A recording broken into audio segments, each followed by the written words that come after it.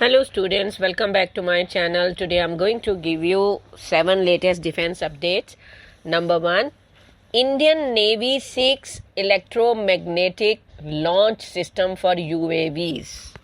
The Indian Navy is pursuing next generation launch technologies by inviting the development of a compact electromagnetic launch system under the DISC-14 Innovation Challenge. The proposed system is intended to enable the launch of unmanned aerial vehicles, loitering munitions, and mission payload projectiles directly from naval platforms without relying on conventional rocket boosters or pneumatic catapult systems. This initiative reflects a broader shift towards more efficient, flexible, and scalable launch mechanisms capable of supporting diverse mission requirements in modern maritime operations. Traditional launch systems often involve bulky infrastructure, safety risks, and limited adaptability to different payload configuration. An electromagnetic solution offers a cleaner, more controllable, and potentially more compact alternative.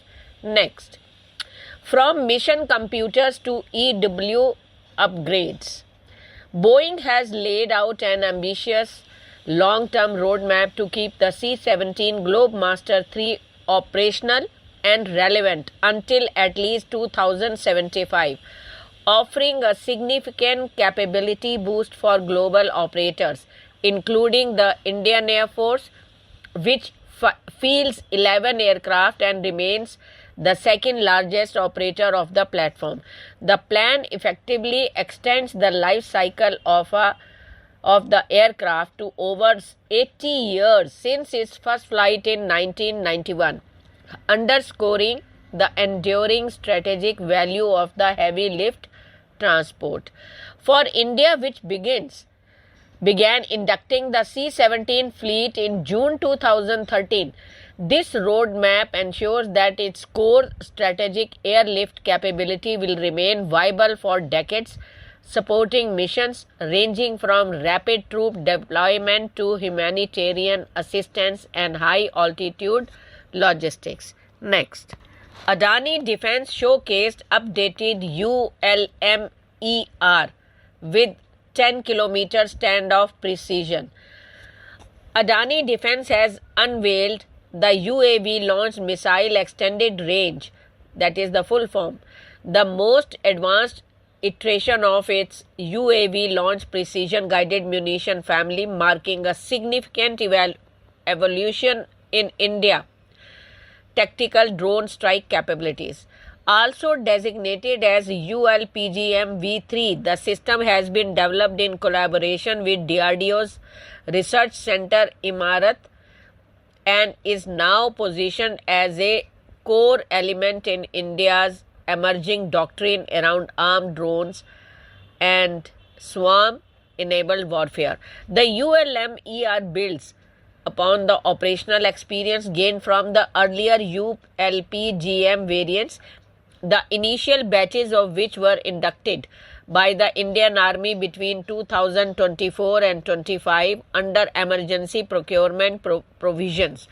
Those earlier systems validated the concept of lightweight drone-launched precision munition for frontline use.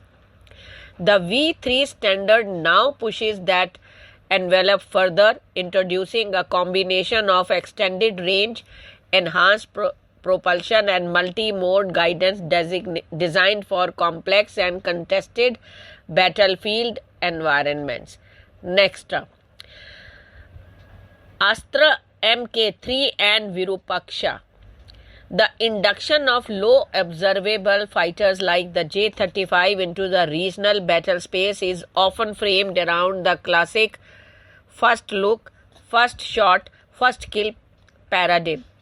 The logic assumes that stealth platforms will consistently control detection timeline and engagement geometry. The Indian Air Force evolving Super Sukhoi construct pairing a large aperture SR radar with a ramjet powered long-range missile does not eliminate stealth advantages, but it does compress them to the point where they are no longer decisive on their own. The outcome is a more contested beyond visual range environment where sensor, power, networking, and missile kinematics jointly determine who prevails. The first pillar of this shift is aperture-driven sensing. The Virupaksha-SA, by virtue of its size and expected transmit-receive module count, offers higher effective radiated power and better sensitivity than the smaller arrays typically fielded on medium fighters. In practical terms, that translates into longer detection ranges against low observable targets, improved track stability, and better performance in electronic countermeasure environments. Stealth reduces detection range.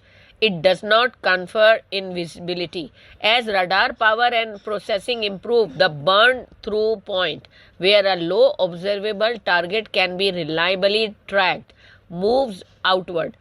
Even modest extensions is that threshold materially affect engagement timelines because they allow earlier queuing of weapons and data-linked shooters. Next, Tejas-1 solar UAV completes flight trials.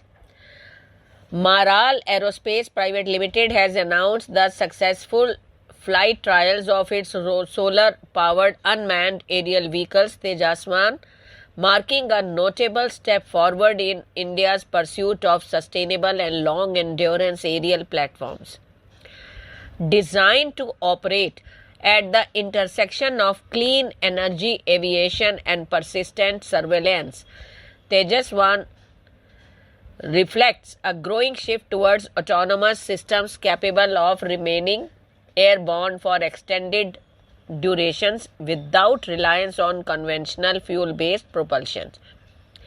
The platform is engineered around a solar-electric architecture enabling ultra-long endurance missions that are particularly suited for continuous monitoring rules.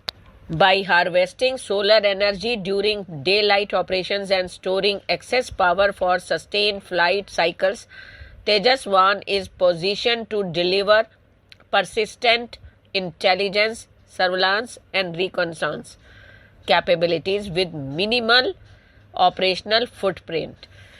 This endurance advantage makes it especially relevant for large area monitoring tasks where conventional UAVs are constrained by limited flight times.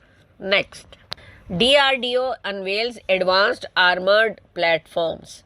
The advanced armored platforms, tracked and wheeled, designed and developed by Vehicles Research and Development Establishment, were unveiled by Secretary, Department of Defense and Chairman DRDO, Dr. Samir V. Kamath, at the premises of the DRDO's laboratory in Ahilyanagar, Maharashtra on April 25th. The platforms have been developed to meet the emerging operational requirement of the defense forces. Both the platforms have been integrated with indigenously designed and developed 30 mm crewless turret, which advanced features to meet the mobility, firepower, and protection requirements. Integrated with high power engine and automatic transmission, these platforms possess a high power to weight ratio, higher speed capabilities, gradient and obstacle negotiating capability, STANAG level 4 and 5 protection with modular blast and ballistic protections, all around amphibian with improved water obstacle crossing capability by incorporating hydrojets provides operational flexibility. Next, India adopts cognitive electronic warfare. In the aftermath of Operation Sindoor in May 2025, India's electronic warfare doctrine has undergone a marked transition from conventional noise-based jamming to a far more sophisticated paradigm and centered on cognitive electronic warfare. At the core of this shift is the deployment of SAR, active decoy systems, also referred to as coherent deception jamming, designed not to merely obscure signals but to actively manipulate what enemy sensors perceive, particularly synthetic aperture radar satellite. Unlike legacy electronic attack systems that rely on brute force, white noise jamming, which effectively blinds sensors but simultaneously reveals the presence of a high value asset. The new generation of system focuses on deception rather than denial. This distinction is critical. Traditional jamming creates a conspicuous electromagnetic signature, alerting adversaries to the approximate location of concealed forces. In contrast, cognitive EW systems operate by feeding carefully engineered false return into the adversary's sensor chain, altering the interpreted imagery without triggering suspicion. Next. Thank you.